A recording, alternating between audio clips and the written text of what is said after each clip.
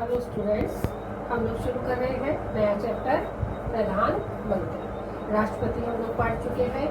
आपको ज्ञात है कि संघीय कार्यपालिका का अध्यक्ष जो होता है वो राष्ट्रपति होता है और दूसरे नंबर का जो पद है वो प्रधानमंत्री का होता है। मैं पहले समझा चुकी हूँ आप लोगों को कि भारत में संसदात्मक शासन व्यवस्था होने के कारण प्रधानमंत्री ही भारत का सर्वेसर्वा होता है और राष्ट्रपति सर्वोच्च पदाधिकारी होते हुए भी नाम मात्र का पदाधिकारी होता है।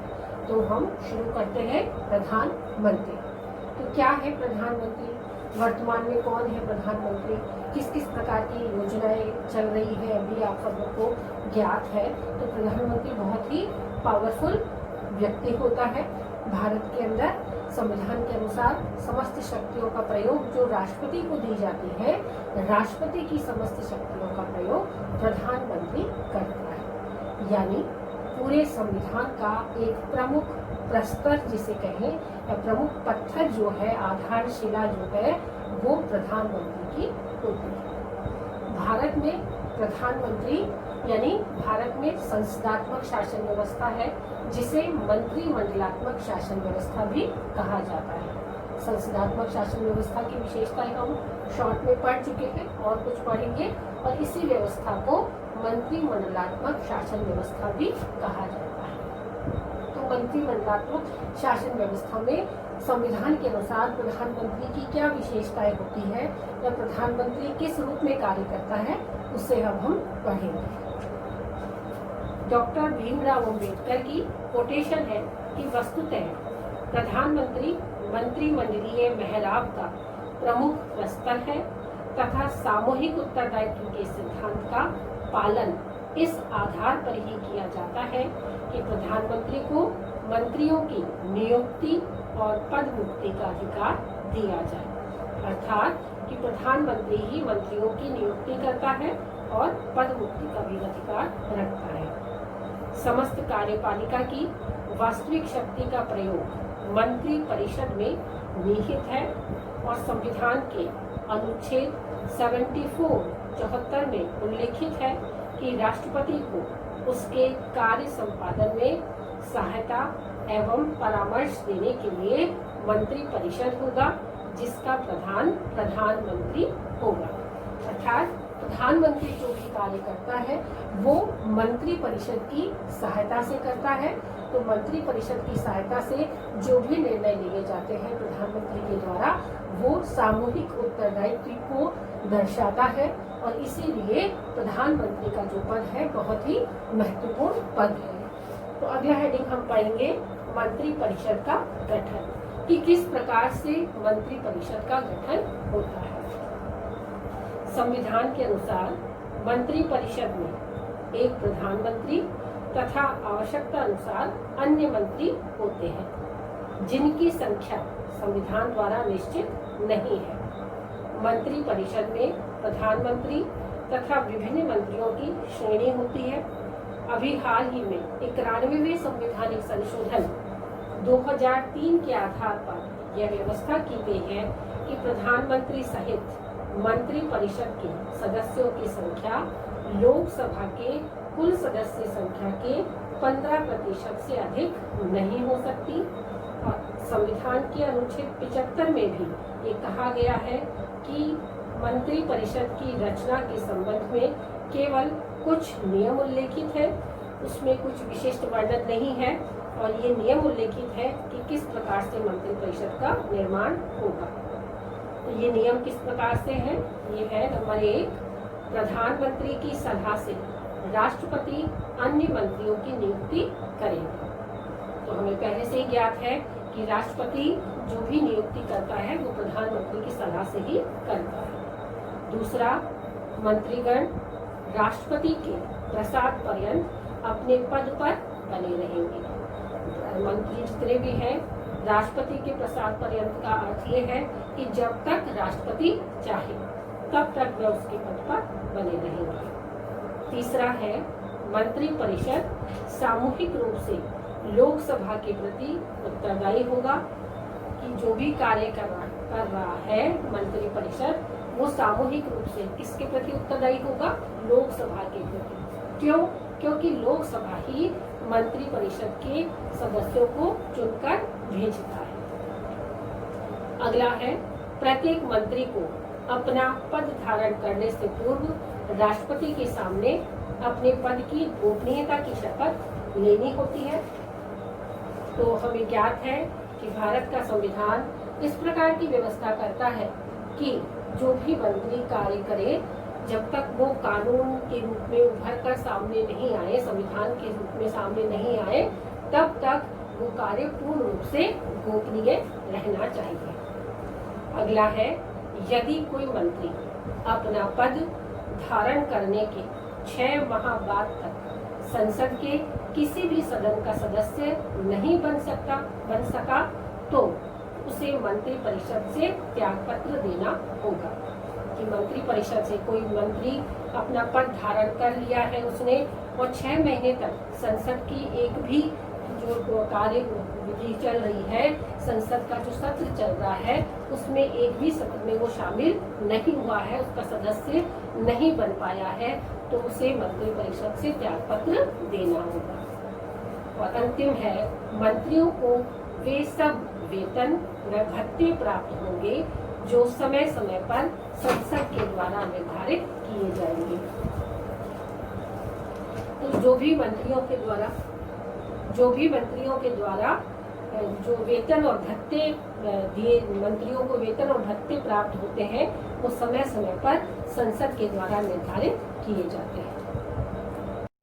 तो हम लोग पढ़ रहे थे प्रधानमंत्री, और प्रधानमंत्री की विशेषता मैंने बताई थी कि भारत में संसदात्मक शासन व्यवस्था या मंत्रिमंडलात्मक शासन व्यवस्था है, इसीलिए भारत का प्रधानमंत्री राष्ट्रपति से ज्यादा पावरफुल होता है।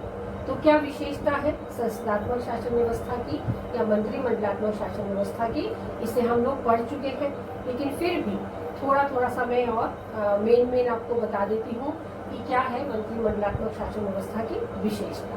तो विशेषता नंबर 1 है कि कार्यपालिका प्रधान की व्यवस्था जो होती है वो नाम मात्र के कार्यपालिका प्रधान की व्यवस्था होती है। तो भारतीय संविधान में विशेषता ये है कि कार्यपालिका प्रधान नाम मात्र का होगा। नंबर 2 है कि व्यवस्थापिका में और कार्यपालिका में घनिष्ठ संबंध होगा। इसका अर्थ क्या होता है कि व्यवस्थापिका यानी संसद, लोकसभा, राज्यसभा, और कार्यपालिका यानी प्रधानमंत्री और राष्ट्रपति, और समस्त सरकारी कर्मचारी, चाहे वो प्रशासनिक कर्मचारी है, मंत्रीगण है, या सरकारी कर्मचारी है, वो समस्त कार्यपालिका के अंतर्गत आते हैं। तो लोकसभा के सदस्य भी जनता चुनती है, और कार्यपालिका की जो आदेश होते हैं वो भी धीरे ऊपर से लेकर नीचे तक कहाँ जाते हैं? जनता के पास ही जाते हैं। तो दोनों में एक प्रकार का ऐसा कोलैबोरेशन बन जाता है, संबंध बन जाता है, जिसकी वजह से ये कार्यों को आगे बढ़ाते रहते हैं और कार्यों को पूर्णता देते हैं। तो कार्यपालिका और व्यवस्थापिका में घनिष्ठ संबंध होता है। तीसरा होता है मंत्री परिषद की राजनीतिक एकता। मंत्री परिषद की राजनीतिक एकता का अर्थ ये होता है कि अलग अलग राजनीतिक दल से जीते हुए जो निर्वाचित सदस्य होते हैं वो लोकसभा और राज्यसभा के सदस्य बनते हैं, और उनमें से ही मंत्री परिषद का चुनाव होता है। तो ये जो मंत्री परिषद का चुनाव होता है, इस मंत्री परिषद में एक प्रकार की राजनीतिक एकता पाई जाती है कि जब तक कोई कार्य पूर्ण ना हो जाए तब तक वो कार्य पूर्ण रूप से गोपनीय रहेगा, और वो राजनीतिक एकता की पहचान होती है कि हर कार्य को पूर्णता देनी ही है और डेडिकेशन से कार्य को पूर्ण करना है। अगला है मंत्री परिषद का संसद के प्रति सामूहिक उत्तरदायित्व। मंत्री परिषद का सामूहिक उत्तरदायित्व होता है क्योंकि कोई भी कार्य बिना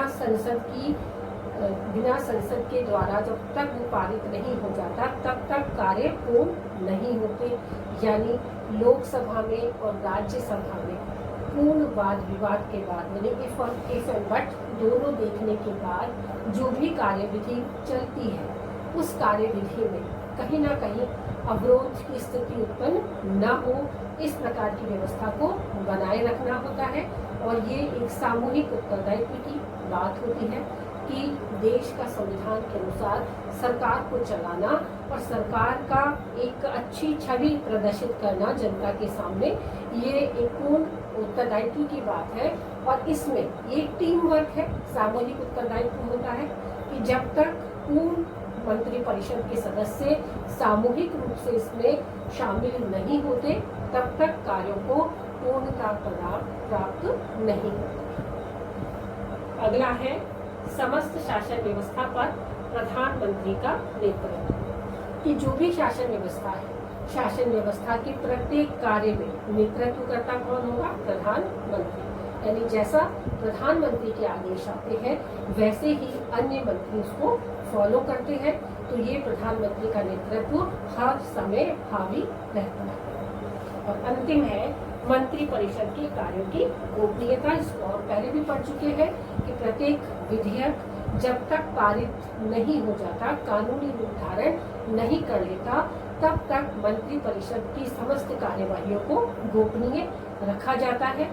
जैसा बहुत सारी कार्यवाहियां होती हैं, हमें उदाहरण के लिए हम देखें कि एकदम से नोटबंदी हो गई, तो नोटबंदी बस एकदम से प्रधानमंत्री आए और बोल दिया कल से ये नोट बंद हो गए, तो क्या एकदम से बंद हो गए? नहीं, उसके पीछे एक लंबी कार्यवाही चली और उस लंबी कार्यवाही के पूर्ण होने के बाद ही प्रधानमंत्री ने ये अपना निर्णय सुनाया। तो तब तक वो एकदम गोपनीय रहा कि कौन कौन लोग इस कार्य को कर रहे हैं और कौन कौन लोग किस रूप में इसमें शामिल है।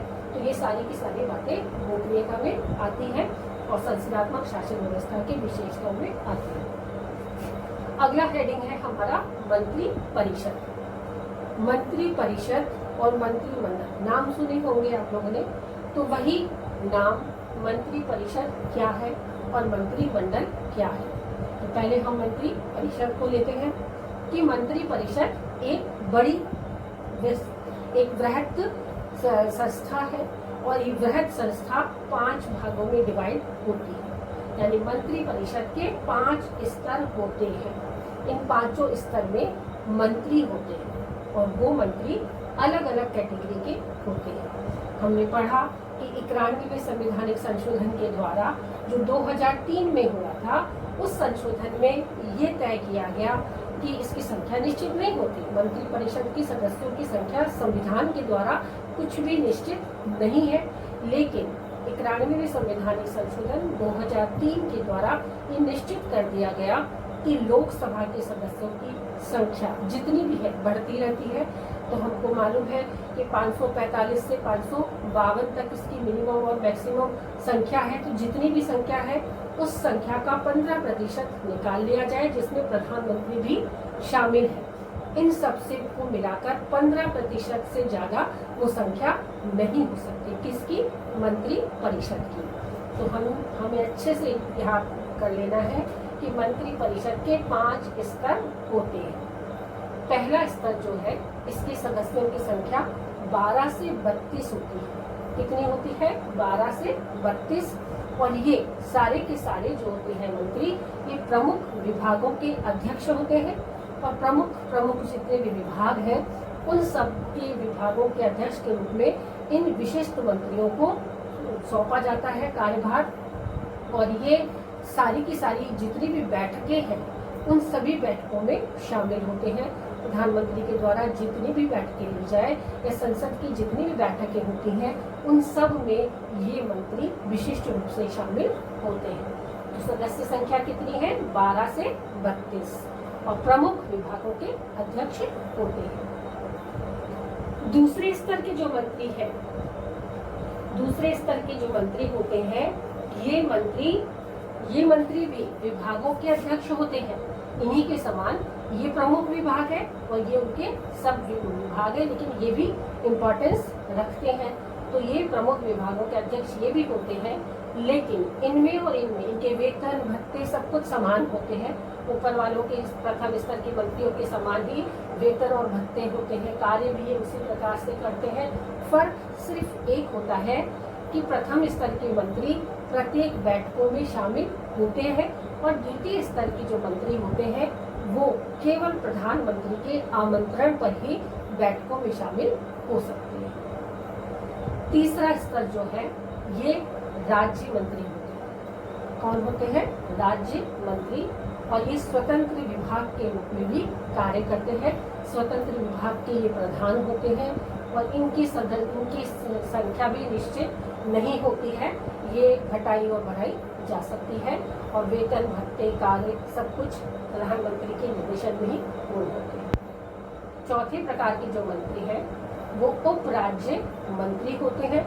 ये उप राज्य मंत्री इन ज्येष्ठ मंत्रियों यानी राज्य मंत्रियों के अधीन रहकर उनकी समस्त कार्यवाहियों में उनका साथ देते हैं।